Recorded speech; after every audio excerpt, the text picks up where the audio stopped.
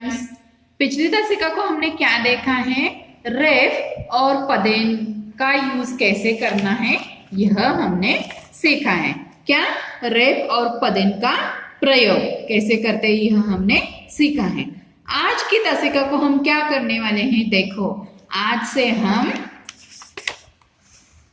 ऐसी छोटी छोटी सी जो कविताएं हैं, जो स्टांजा है वह हम देखने वाले हैं। यानी कि अब हम बड़े हो गए हैं, ऐसा लगना चाहिए ना।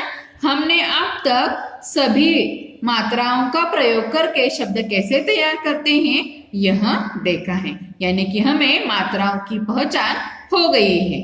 अब देखो, अब हम क्या बड़े हो गए हैं, इसका मतलब हम क्या करेंगे, अब यह पोयम देखेंगे। यानी कि यह एक प्रार्थना है, जिसने सूरज चांद बनाया, यह क्या है, एक प्रार्थना है। यह प्रार्थना देखेंगे और इस पर जो क्वेश्चन पूछे जाने वाले हैं उसके आंसर भी आपको लिखने हैं। समझ में आ गया क्या क्या करना है।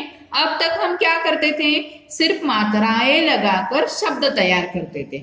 अब उन्हीं मात्राओं से मिले जुले मात्राओं से बने शब्द मिलकर जो एक प्रार्थना तैयार की हुई है आज हम देखने वाले हैं।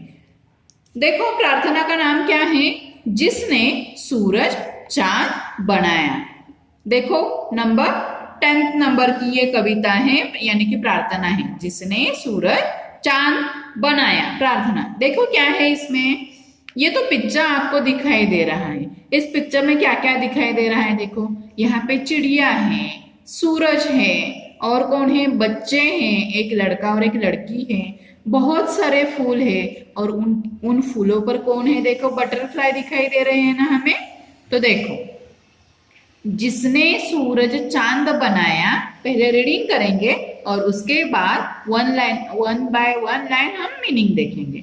जिसने सूरज चांद बनाया, जिसने तारों को चमकाया, जिसने सूरज चांद बनाया, जिसने तारों को चमकाया, जिसने फूलों को महकाया, जिसने फूलों को महकाया, जिसने चिड़ियों को चहकाया, जिसने चिड़ियों को चहकाया, जिसने सारा जगत बनाया, जिसने सारा जगत बनाया, हम उस रचयिता के गुण गाएं, हम उस रचयिता के गुण गाएं, उसे प्रेम से शीश झुकाएं, उसे प्रेम से शीश झुकाएं। ये देखो द्वारिका प्रसाद माहेश्वरी लिखित यह प्रार्थना है।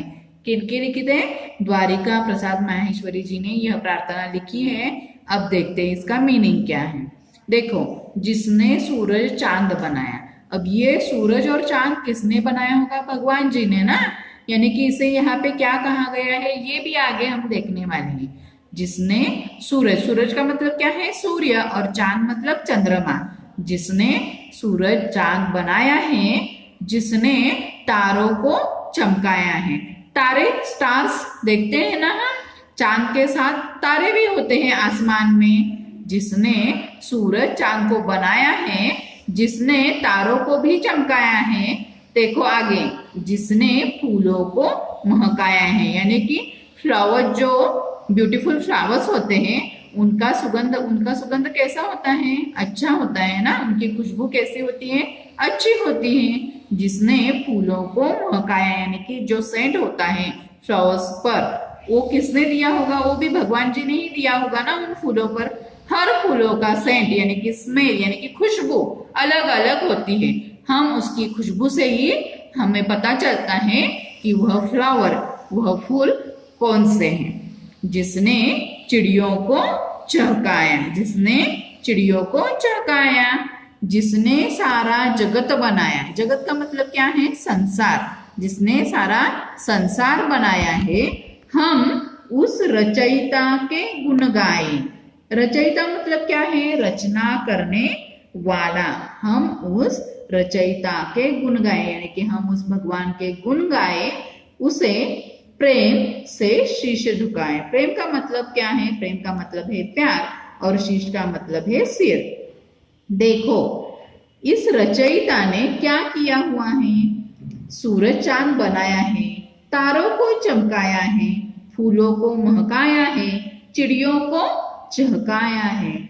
जिसने सारा जगत बनाया है उसे क्या कहा गया है इस प्रार्थना में? रचयिता है।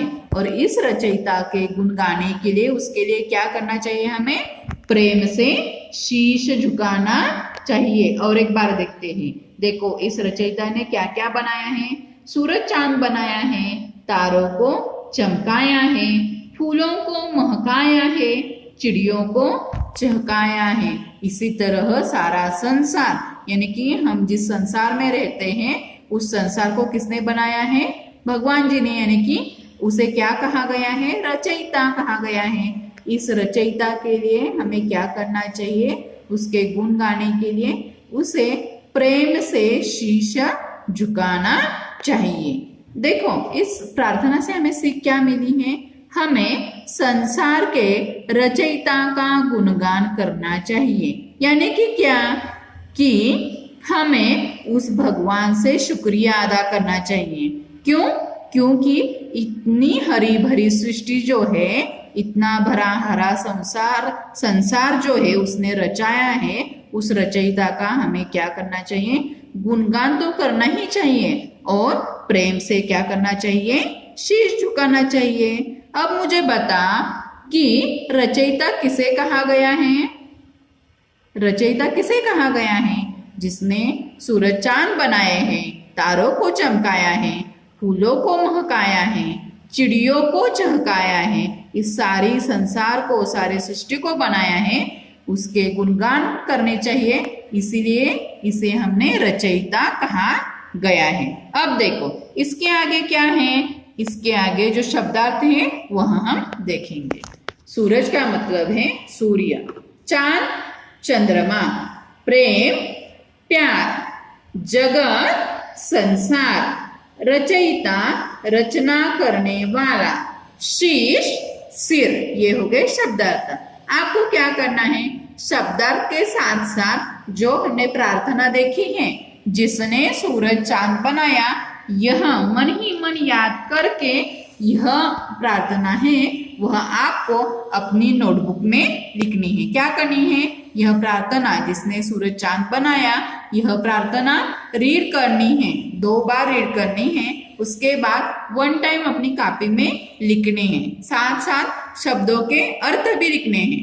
और 12 खड़ी जो है, हम 12 खड़ी भी देख रहे थे ना, 12 खड़ी की ब की 12 खड़ी, म की 12 खड़ी और ल की 12 खड़ी, यह 3 टाइम लिखनी है।